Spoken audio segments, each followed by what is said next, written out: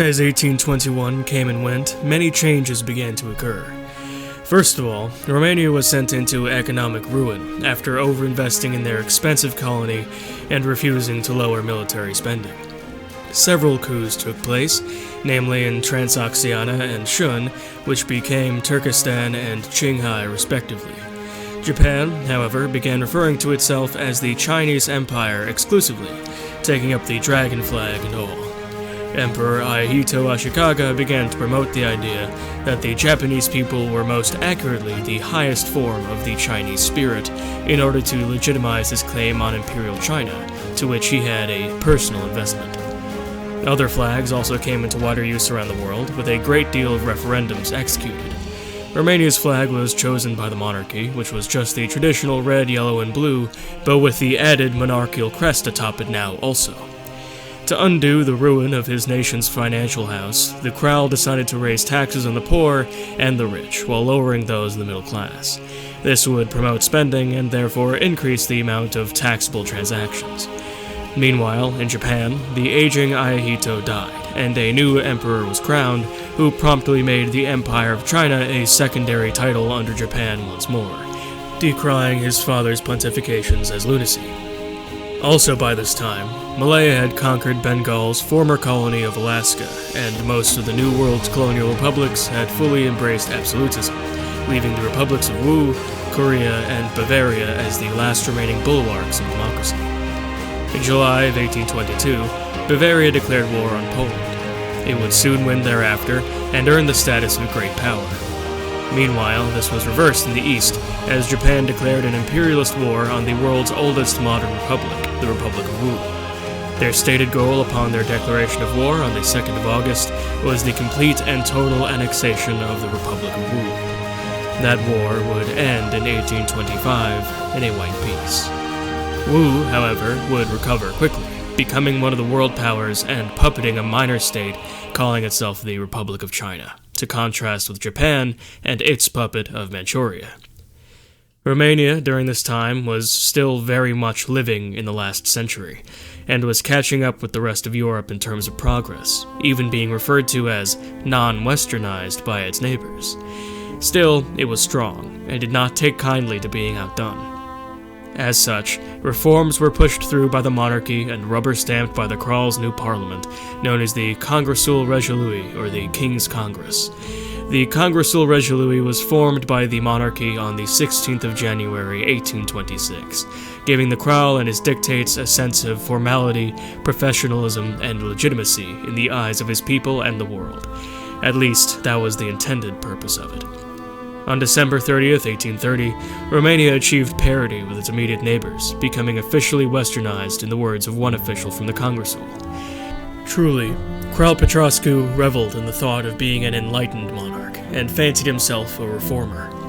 Between 1830 and 1834, with the advent of westernized thought and the acceptance of the Industrial Revolution, Romania went from a desperately poor and underdeveloped backwater of barely 5 million people to the 10th largest industrial economy and a population of over 7 million. The winds of change were good for Romania, and fanned the flames of progress. Those weren't the only flames they stoked, however. As farmers moved from the countryside into the cities to become workers, they gained a political consciousness, and they began to agitate for liberal policies.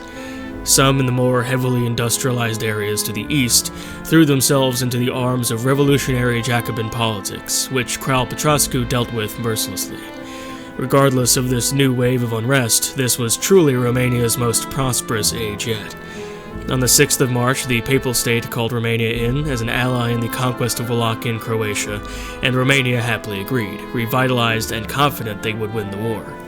That war was won in March of 1835, and on the 26th, Romania came to the aid and defense of Armeniakan against Mazandaran. The vast armies of Mazandaran were no match for the quality of industrialized Romanian firepower, and so they were repelled by forces much smaller than they had invaded with. The war was over by August with a white peace. Meanwhile, Jacobin rebels enforced their demands in Georgia. Railroads began to stretch across Romania in 1837, funded by a hyperactive capitalist class.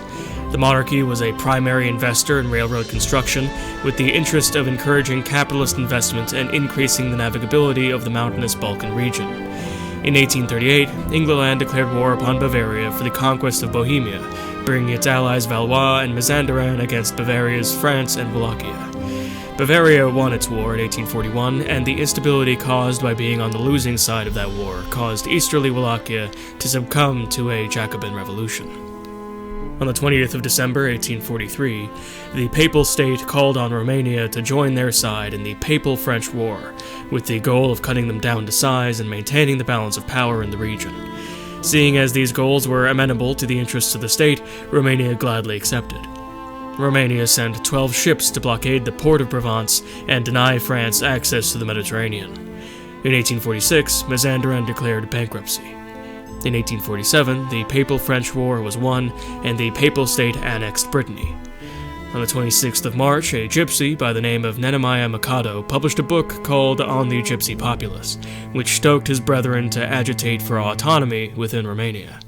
When a special session of the Congresul Regiului was called to address the issue, the crawl said this: "In regards to the gypsy, called scum of the earth since time immemorial, I say this: scum they are indeed, and scum they shall remain."